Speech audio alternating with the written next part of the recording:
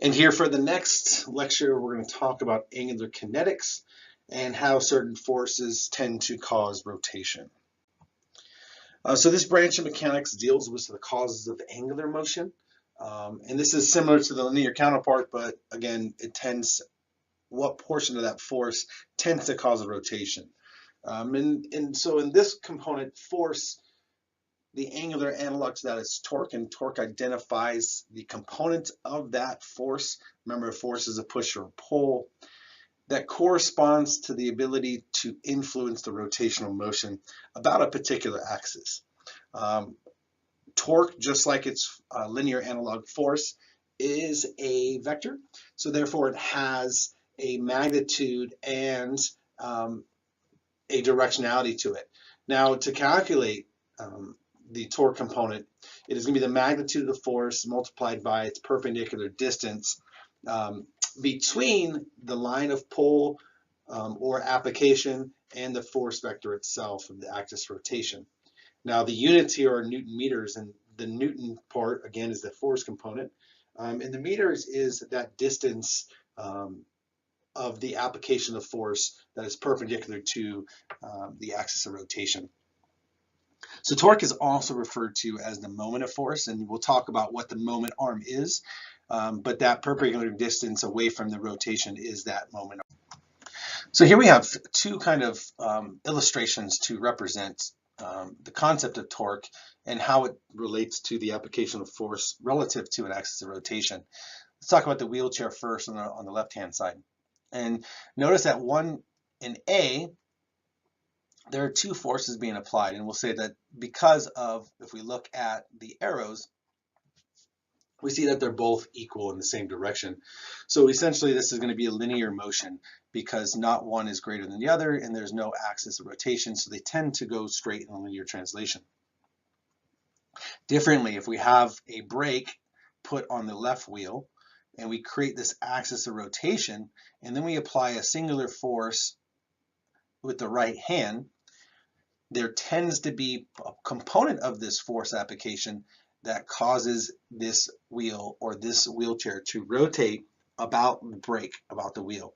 And there's the component of that force is a torque, and it relates to the perpendicular distance away from the axis of rotation and the magnitude of that force. So there's some calculations we would do, and again, if we have torque equals force times the perpendicular distance of that application, then we can see that.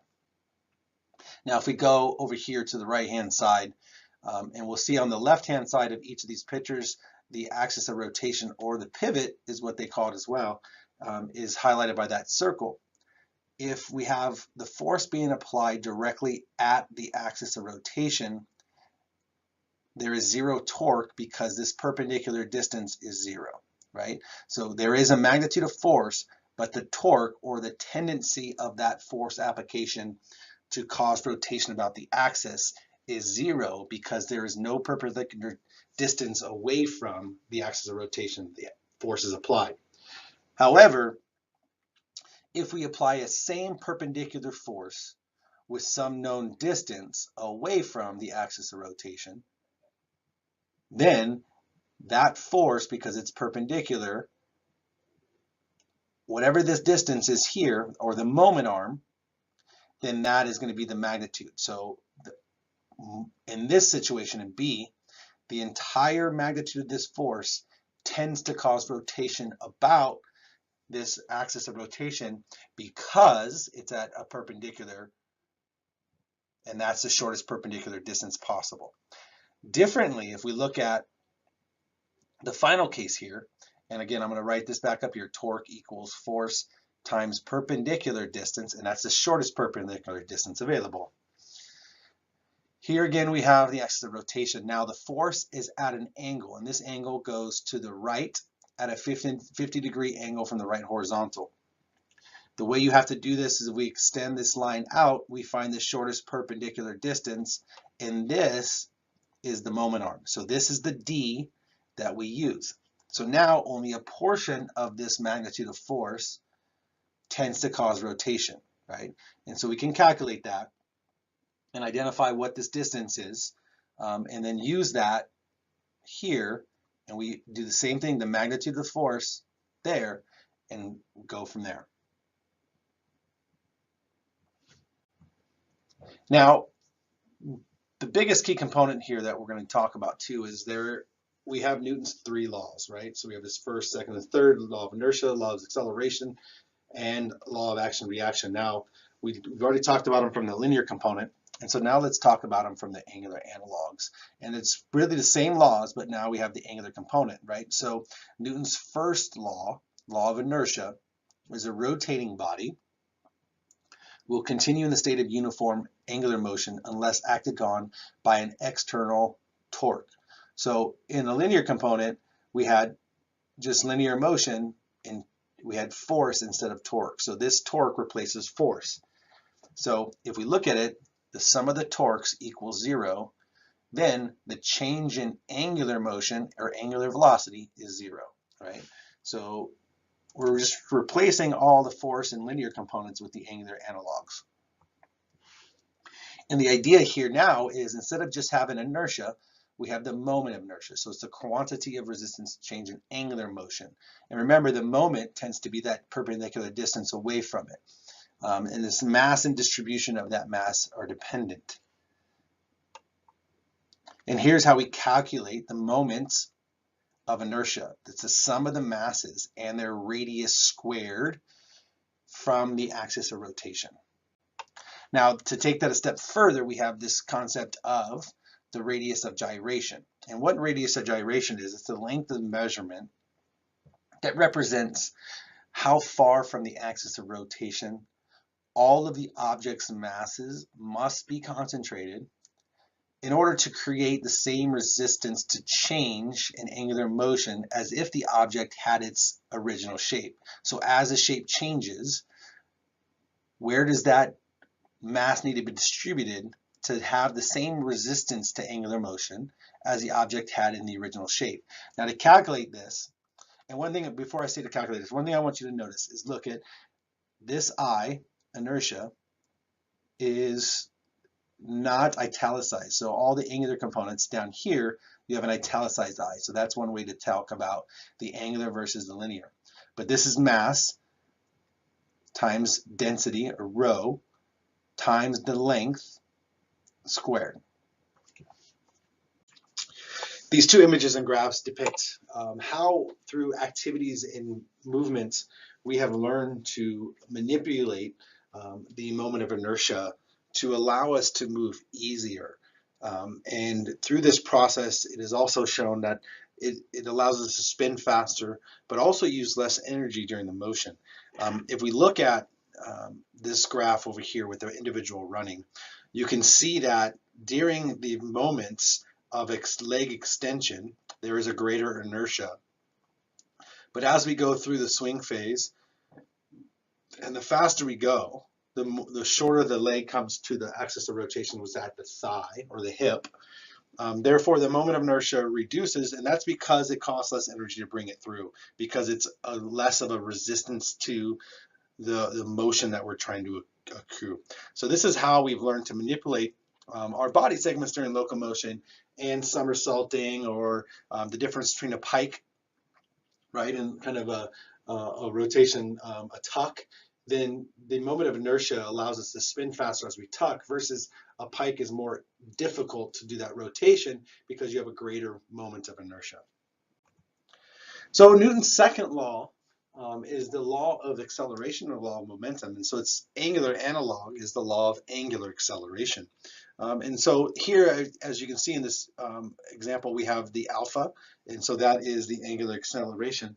And this is external torque will produce an angular acceleration of the system proportional to and in the direction of torque. So remember, this is the angular analog to it, and these are where we're doing the changes. So in the linear component, it's just acceleration and force, and here we have angular acceleration and torque.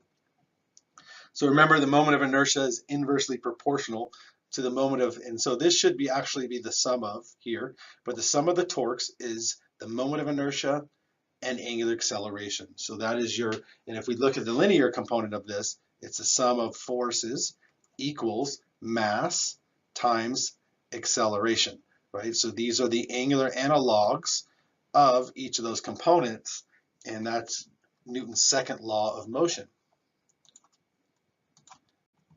So going forward, the angular momentum component is the moment of inertia times the angular velocity. So if we look at torque as the rate change of angular momentum, here we have I alpha. It translates to I, or the moment of inertia, times angular change in angular velocity to change in angular time. And then you have angular momentum equals angular impulse. So taking this further, if we substitute h, which is angular momentum, for the angular momentum component, you can see torque equals angular momentum with respect to time. So here we have the angular momentum component as it relates to the angular acceleration. So there we have the derivation of the torque equals moment of inertia alpha to torque equals angular momentum over time. And then the final of Newton's angular analogs to the Newton's laws is the third law, which is action-reaction. And again, we're just going to substitute torque in for force. So for every torque applied by one system, there's an equal and opposite torque on that system. And so it looks just like the same component. Substitute T for F, and you say for every sum of torques A on B, there's an equal and opposite sum of torques phi B on A. All right, so the next component we want to talk about is center of mass. And center of mass is that location within a system that is perfectly balanced. And that means that the sum of torques about that point, or the location within the system, are going to equal to 0, which means that all those forces don't have a rotational component to it. And when we find this out, typically we'll take an object and we'll hang it from a ceiling or hang it from a wire. It doesn't have to be from ceiling, and allow gravity to pull all about it. And at the location of the equal to 0, there will be no rotation of the object. And we look at this at the human body as well. Sometimes the human body comes out of our system. It just knows that that is where all the torques about there, all the forces, and a lot of times we talk about gravitational force in this component, are equal to 0. And what this looks like is, if we take this here and we identify two boxes and we say, hey, we want to put these boxes on a balancing point C, but we're going to put two different masses on each side. Okay, so if you remember what the equation for torque is, it's the force times its perpendicular distance away from the axis of rotation, right? So the shortest distance. Now, the force component here is going to be the weight of each of the box. And remember, weight is just a simple concept of the mass times acceleration. It's a force, and the acceleration component is gravity. You'll see that here in both of these. You have the mass and the gravitational pull. So this is the force component. Okay, and so the perpendicular distance is here. And what will happen oftentimes is we'll say, okay, if box B is 2 kilograms and it's 0.3 centimeters away, then how far would box A need to be to equal the same torque? And so you just remember, here's the perpendicular distance. The torque is 5.89 Newton meters. And so you can solve this equation by doing this. And what you would look like, it would be, so the torque of A is the force of A times the perpendicular distance of A. That should equal the force of B times the perpendicular distance of B, right? So if this is A and B, and so we know the force over here is 3 times 9.81 times the perpendicular distance. On this side, we have this 2 times 9.81, but we have the times 0.3. So now you would just solve for these, okay? And so over here, you would actually have the 5.89, and then you would need to divide that by this portion of it, and you would come out to the 0.2 meters. So if you set them equal to each other, because remember, if they're balanced, both torques have to be equal to each other, because it has to summate 0 for those to balance. If they were not, then it would balance a little bit. So this is the component of finding out where that balancing point is.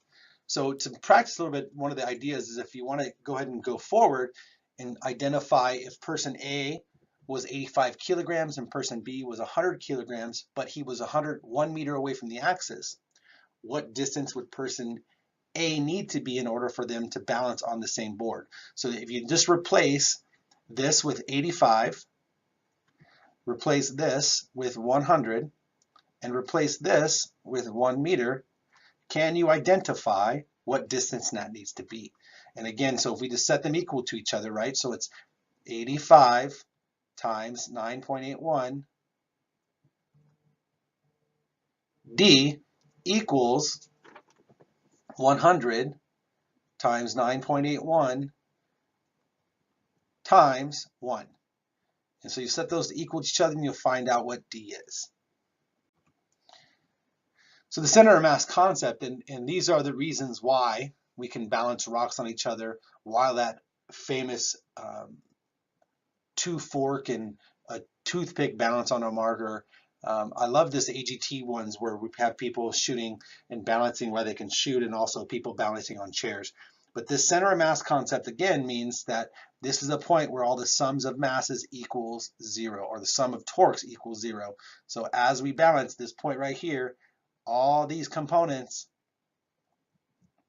the forces coming down, all equal to 0. And so it allows it to balance on that point. Same with everything here. Now, taking this a little further into the next step for angular kinematics, really talk about how this application of torque and the distance at which the applied force is located with the axis of rotation may provide some sorts of mechanical advantage to the process. So this mechanical advantage, which is going to be abbreviated MA, is representative of mechanical effectiveness of that applied force or of that system in the process. And there's an equation for it, and the mechanical advantage is the relationship of the effort arm to the resistive arm.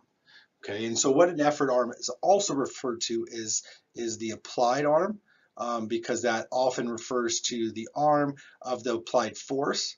And the resistive force is often the resistance, or where the added mass is, wherever the added weight is. So if I'm trying to lift weight or something. And remember that the arm, it represents the perpendicular distance from the axis of rotation to the line of action of the force. So it's not to where the force is, right? Remember, so it's not at that angle, but it's that perpendicular distance from the axis of rotation, shortest perpendicular distance, to whatever force you're discussing, and that is what the arm is. So remember, this is very important, that it's not applied force or effort force or resistive force. It's not the magnitude of the force. It's the distance from the axis of rotation, that of the shortest perpendicular distance of the line of action of that force and the axis of rotation. Now, the mechanical advantage could be one of three things. Looking at the ratio, a mechanical advantage could equal 1. And the benefit of this is there's no direction of motion or balance on the lever. And it also to magnify either the effort or the resistance arm.